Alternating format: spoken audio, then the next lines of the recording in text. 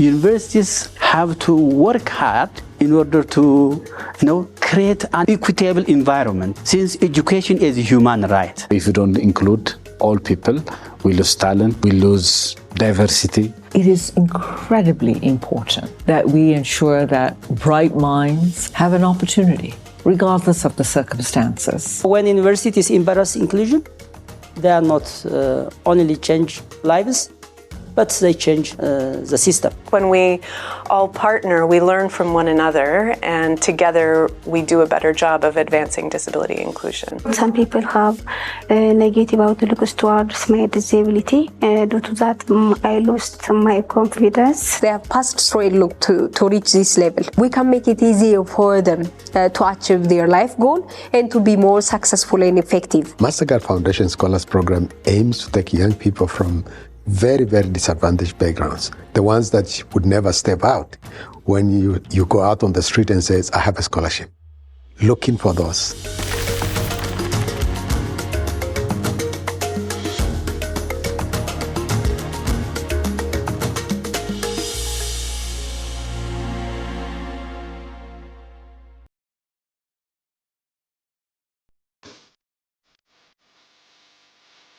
Education is often spoken about as opportunity, but sometimes the more important work is to pause and look at who that opportunity actually reaches.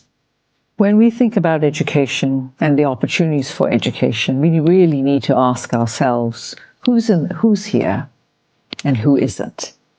And for us at the Mastercard Foundation, our minds immediately travel to young people who have had to flee their homes because of conflict, young people who are refugees, who are displaced, and young people who, in some cases, may be hidden at home because they're living with a disability.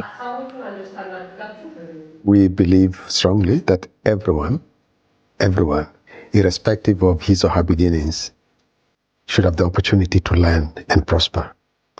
And you will find that young people who are talented, but they come from disadvantaged backgrounds, don't get the opportunity to learn. They don't get the opportunity to get a quality education. And so they don't get the opportunity to really bring out their best to transform their lives and those of their communities. Turning that belief into something practical meant working with institutions that were already asking similar questions. Queen's University has an international center for the advancement of community-based rehabilitation. It's been at Queen's for the last 30 years, and we submitted about 10 years ago a project proposal to the Mastercard Foundation to implement work that we wanted to do in partnership with the foundation. The foundation got back to us and said there was an institution in Ethiopia that had a similar center and had recently submitted a similar type of proposal to them. So they said, would we be interested in speaking to one another and figuring out what good work we could do together? So we said, absolutely. The Mastercard Foundation was a matchmaker of sorts, and the rest is history. So we've worked with the University of Gondar to create a project that speaks to both our institutional priorities and the priorities of the University of Gondar. The University of Gondar, since its establishment in 1954, has educated more than 110,000 students from all over Ethiopia and beyond. And these students came from different culture, different language, and different academic life. And this diversity has increased or enriched our inclusive culture. But the breakthrough inclusive culture came after we partnership with Mastercard Foundation and Queen's University. After this partnership, we able to build a system, an inclusive education system. And because of this, University of Gondar became a university of choice by students, especially students with disability. That work at the institutional level shapes the environment students step into. but its meaning becomes clearer when you listen to the people moving through those spaces and what inclusion looks like from where they stand. I grew up in the rural area. My parents are farmers. Inclusion for me is being accepted and getting equal access for opportunities, education, trainings, job, and participating in social life without being judged by my disability I have. Most of the people with disability, they didn't get quality, equitable education like people with non-disability. So because of this, we have an agreement with the MasterCard Foundation Scholarship Program since 2016 because of the gaps that we have identified that there is no higher institutions that provide this equitable education for all marginalized, especially for people living with disabilities. That gap isn't only about access to a university. It's about what happens after students arrive, whether they are actually able to take part, to learn, and to contribute. Inclusion. It's not just ticking a box and a segment of the population is present. It's going way beyond to understand how can you really participate and what it will take to contribute and enabling that to happen. A strategic priority of the University of Gondar was to have more faculty members educated at a PhD level. So with the University of Gondar, we welcomed 44 of their faculty members to come to Queen's to do PhDs in a range of different disciplines, with the uniting feature that all of the dissertations with those PhDs had to be related to disability inclusion in Ethiopia or in Africa more broadly. So we've welcomed faculty members from education, history, rehabilitation science, nursing, engineering, a whole range of disciplines, because disability inclusion really needs to take a holistic approach. Over time, that approach started to show in the people who were part of the work, in how they were trained, supported, and how they carried it forward once they returned.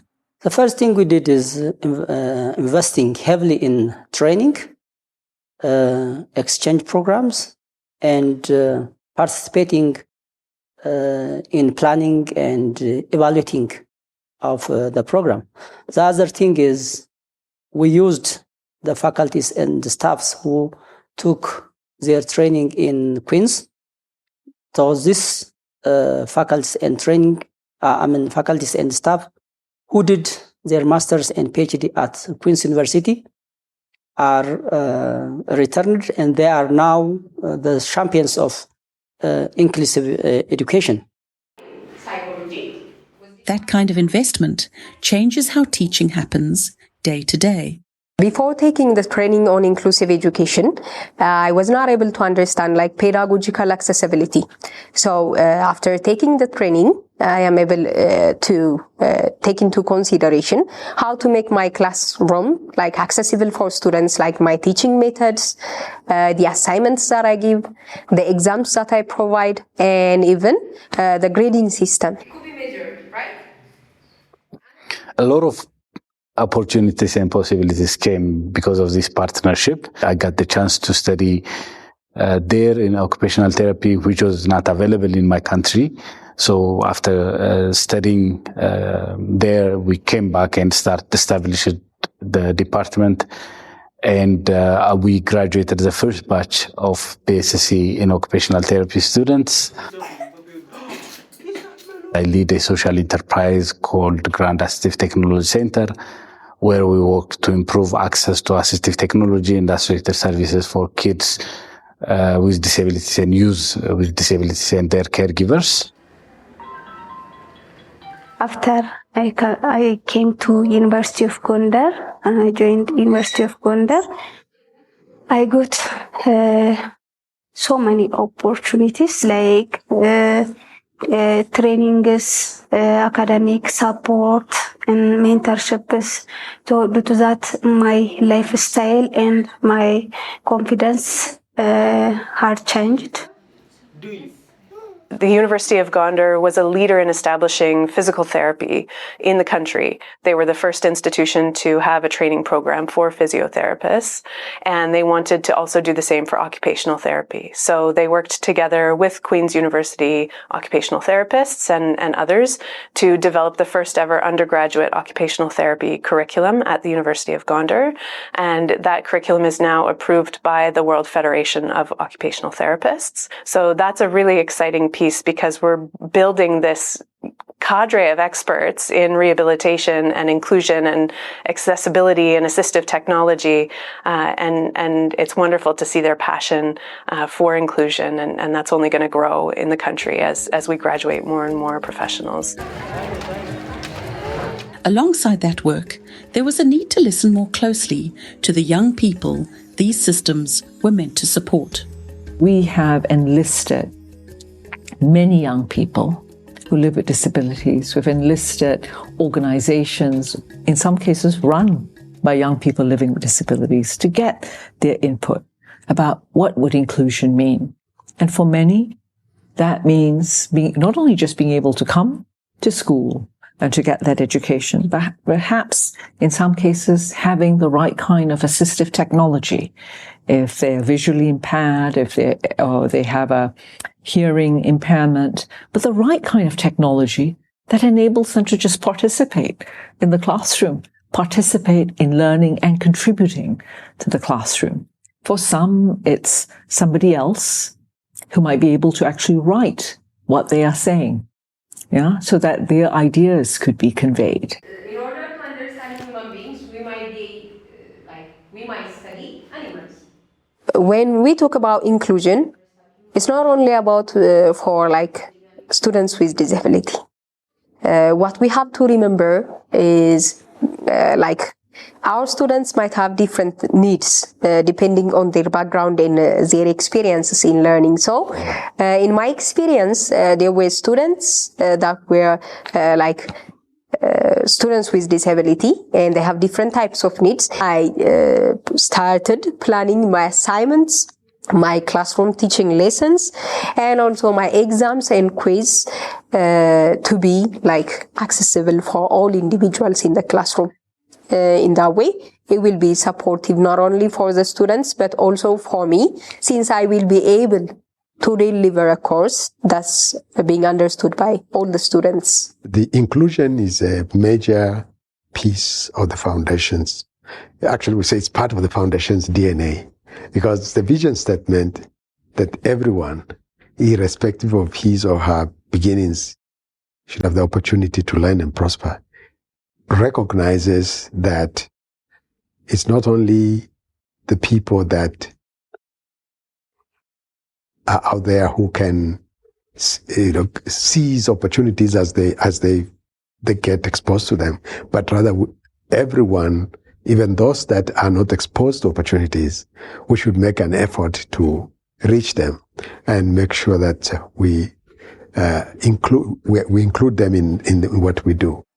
Living up to that commitment often comes down to the everyday choices universities make about their spaces and services. The University of Gondar takes a comprehensive measures to make our campus accessible for people living with disabilities. We established a committee.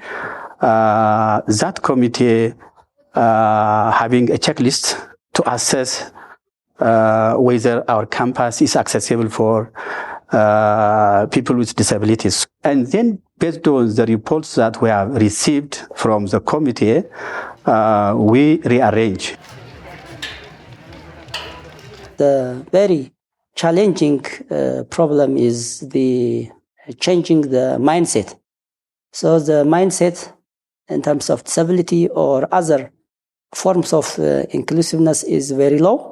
But because of the big commitment in the leadership, staff, faculties, and other stakeholders, we became able to manage all those problems.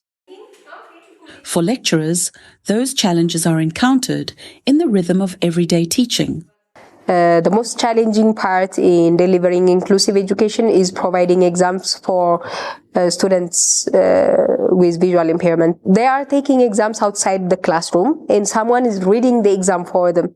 So sometimes they need more time. Sometimes even their reader or assistant might not be able to understand like the concepts that are being asked. Sometimes their even audibility matters, and also sometimes there might be environmental issues, like there might be rain or there might be sunlight, so it's hard to address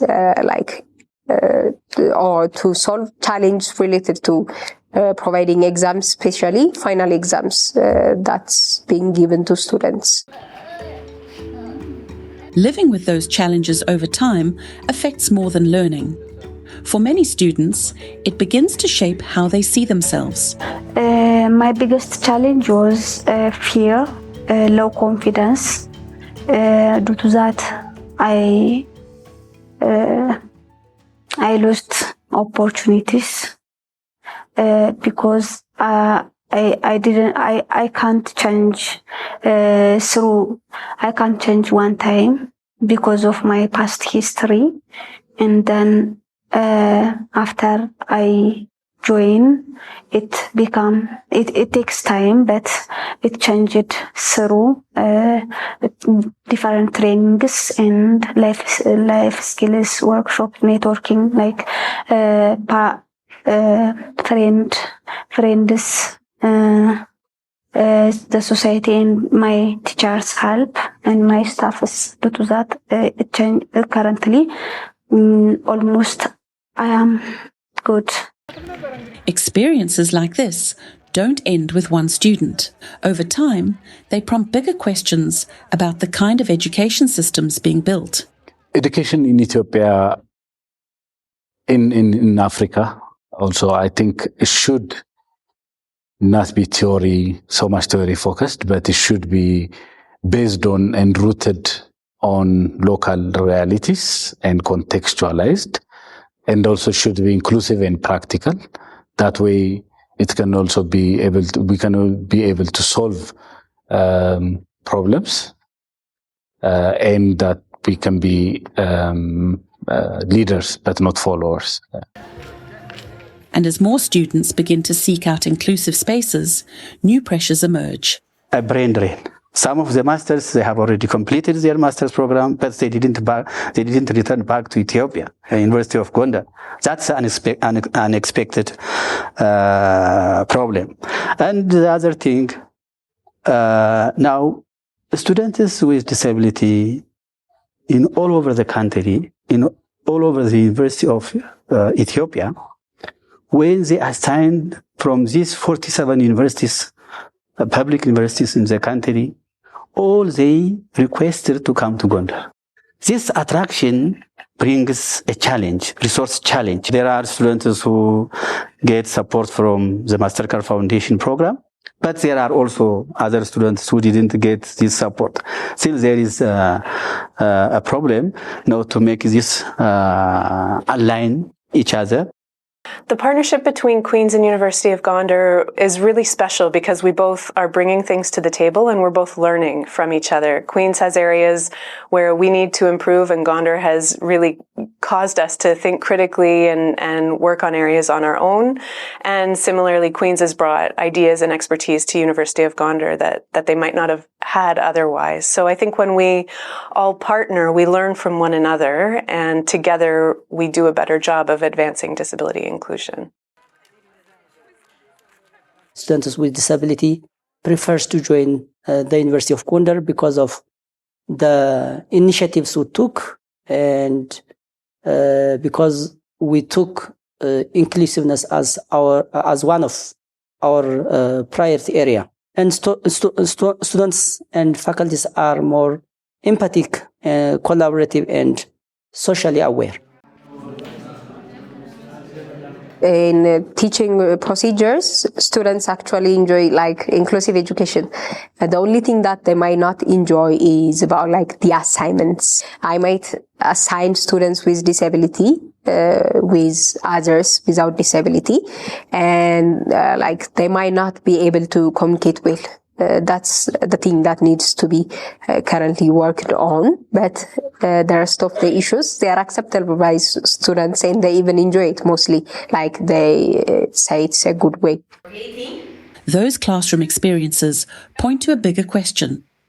What needs to be in place beyond the classroom to support learning fully? I aspire to see that all people with disabilities, learners with disabilities, children with disabilities, youth with disabilities have access to assistive technology that they require.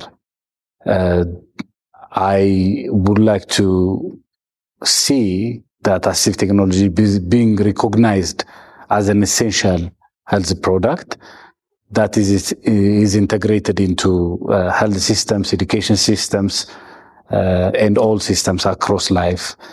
And policy change is needed. For example, it should be recognized. I want policy to recognize assistive technology as essential. A policy change would help, for example, to support local innovators, local social enterprises, to work on manufacturing and distributing and all assistive technology services. Investing on inclusive education brings quality in the University of Gondar, not only in the University of Gondar, but also in all universities in the country. Investing in people with disability means including all the different people and bring in one table, so that encourages competition among the different peoples, competition among the different perspectives, competition among the different people who have different philosophies of life. That increases quality in the university. On the ground, it comes back to paying attention to people, to context, to what's actually there. Anyone who is willing to practice inclusive education first have to understand the type of the disability of a person and the type of students that they are teaching. The first thing that's important is not what we think. What's important is what's in the environment, like the reality. So what type of needs do they have? What type of available materials? What type of available knowledge do we have? So by incorporating what we know, what we have, and what the students need, there might be a better inclusive education setup for students and also for teachers. I have to give advice for my friends and young learners challenging with similar difficulties like me. Look at me. I reached this level and I am continuing. So never give up. Even you are struggling with so many difficulties. That encouragement carries real weight. It also points to the importance of having real opportunities beyond education. They do have the right to get quality education. They do have the right to get equal education. They do have the right to get any kind of education that the non-disabled people who get. So that is our social responsibilities to create justice and equal opportunities for all. I hope that in the future, all children with disabilities have access to education and that they're able to study in the disciplines of their choice for as long as they want to be in school. And I also hope that scholars with disabilities get the jobs that they want afterwards and have opportunities to contribute to society on the same level as anyone else. The focus then turns to how more institutions might begin to see their role in the same way. My vision, my hope is that over time we will see more and more institutions in Africa and globally recognize this segment of young people from very disadvantaged backgrounds as a key segment of students they need to bring in, but also the environment within the institutions, make it such as to be supportive to this type of learners so that many more of them can come in. Other universities can learn a lot from the University of Gondar. The most important thing is inclusive transformation is possible through the right partnership with the right leadership and commitment. In the end, inclusion changes how institutions see possibility and who they choose not to leave behind. They are speaking about the pride that it provides them to know that they are not leaving behind talented, smart, brilliant minds, and that they too are, in some cases, adapting classrooms, creating centers of excellence, not just for MasterCard Foundation scholars who may be living with a disability, but for all scholars. And in so doing, all students at the institution. And in so doing, we are normalizing, if I could use that word, what it means to have all segments of society participate at an institution like a university, but largely to participate and to contribute to the betterment for all of us.